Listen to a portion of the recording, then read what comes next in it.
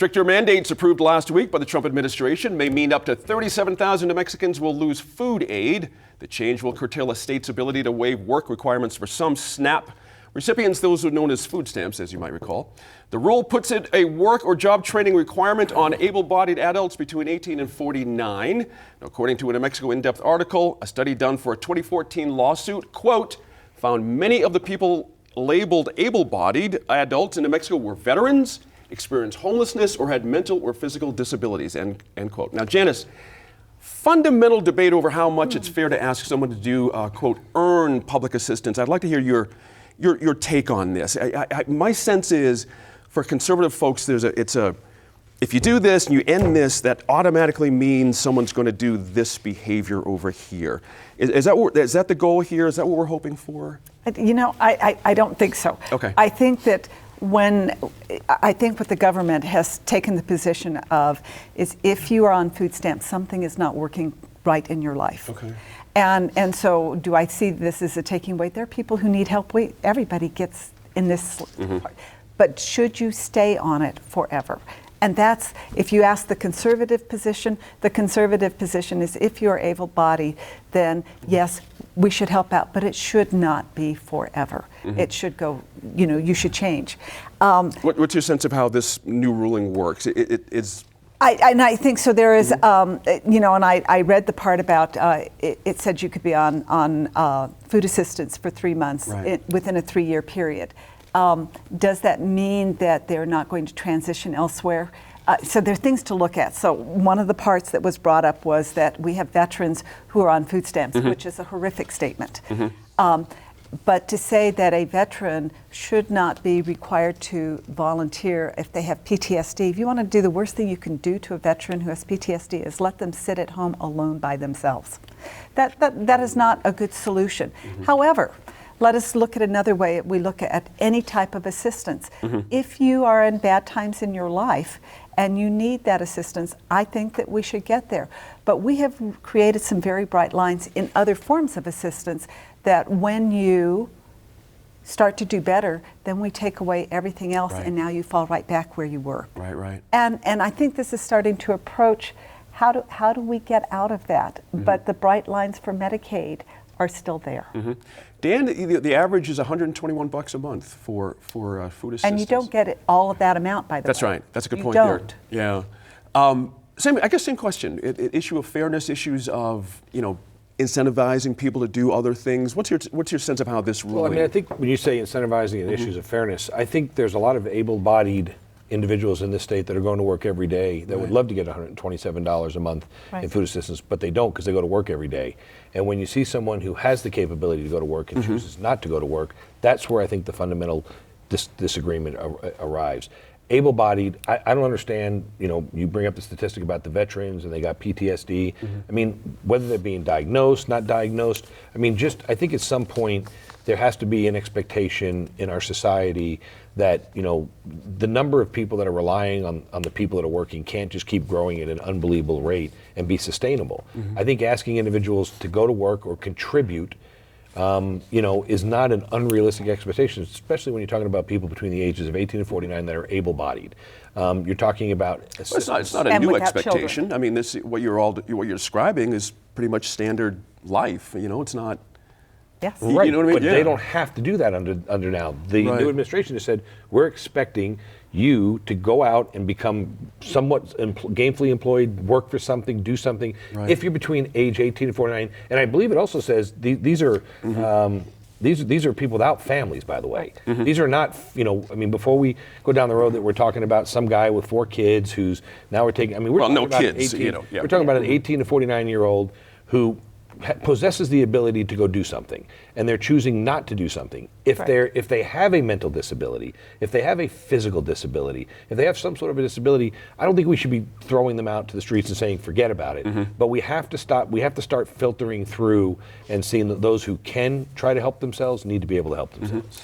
Eric, the idea of rural New Mexico, this idea about finding work when you need it, right down the street, next county, whatever the case may be. I get the feeling this ruling was made under the idea that we have this hot economy going across the country. That there's all these jobs everywhere, that everybody wants them in all these other cities. I travel, we all travel, we see this happening a lot.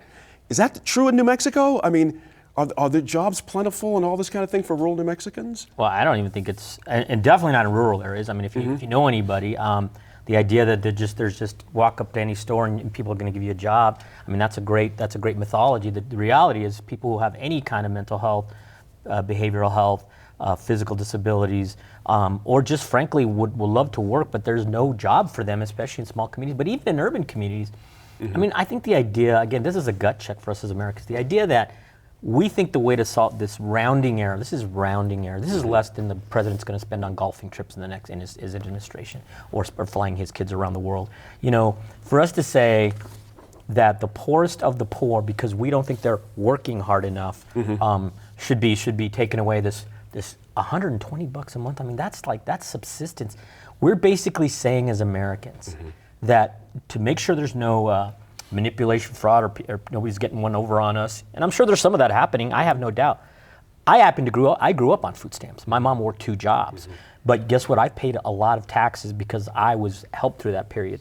Now, if God forbid I wasn't an educated person with a job and I didn't have a lot of skills and maybe I had some issues, I would like to think that my country and my fellow citizens would say, here's $120 just so you don't starve to death. Right. Dude. Maybe, you know what, go get a job.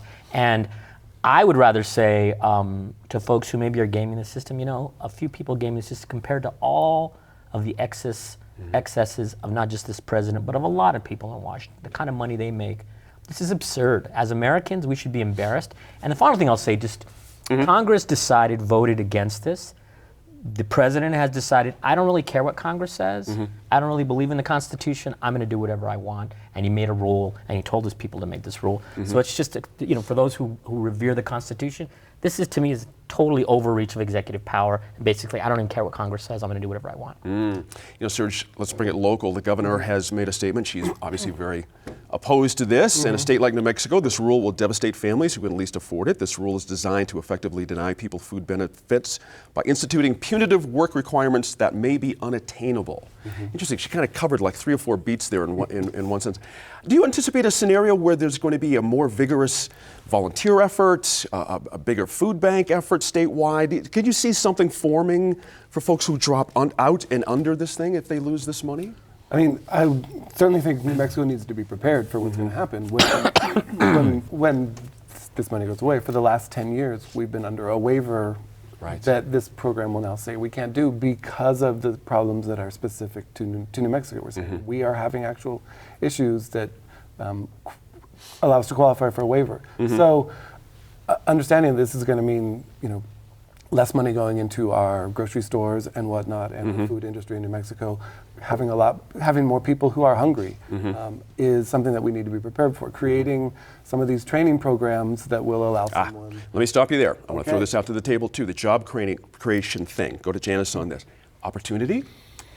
You see what I mean? And now that we have this, it seems like the job training network footprint has to get deeper, wider, in order to allow more people to be able to qualify. Well, I agree, but you're missing one piece about the requirements. Volunteering.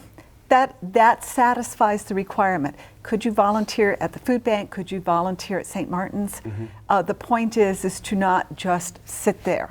And I think when you're looking at people who said, you know, I need help, we should say, we're here to help. Right. But don't be stuck in this, because living on food stamps for the rest of your life should never be a goal. The goal should be to get you off of that. You can't live on 120. No one I know has the you goal can't. of living on food When we stamps. say, know. when we Nobody say, wants to live on 20. I know, but but the point is to get out, and if it when takes we- job training, But we when should we do say that. things, when we say things at the table, which I think is being disingenuous, you know, it's pittance here, it's pittance there. I mean, just the 37,000 folks is $4.7 million a month in New Mexico. It's over $56 million a year in New Mexico. So it's easy for us to take this and break it down. It's $127, just $127. No, it's millions, and it turns into tens of millions of dollars a year, and that's just the state of New You Mexico. say it with disdain, like it should be scrapped. I mean, I didn't say understand that. it costs what it costs. See, but, Gene, I don't know what, you I don't know what you drank. I mean, maybe it's a Christmas holiday. Coffee. What I say with disdain is, I think it's a shame that we have that many people on assistance. Absolutely. That we should be working to find is Absolutely. that we don't need anybody on All right, assistance. so it's not about the money. So- Get back to my point about the job training. Right. Do you So see an here's opportunity of here for course more there's an job opportunity. training? I mean, you take know, $56 million a year and you pump that into local local community colleges. Right. There's great opportunities to enhance this jobs training. But you got to remember, Gene, and this is where you and I, and you know I love you. This is where you and I argue all the time. I love when you say that. Because you love me. Here it comes. I love Here it comes. Right. There's not anything that you can't spend money on to fix. That's right? true. That's so we true. can do all the job training in the world. If there's not jobs for people to take after the job training, what do we do? But Janice, Perfect ending note there. We've got to move on. My fault. I still love you too. was Now we have just one saying more it was right. topic to cover with this group. Up next, one-on-one with retiring Newsom newsman Steve Terrell. Love Steve. We talk about what's changed in the 40 years he's covered New Mexico.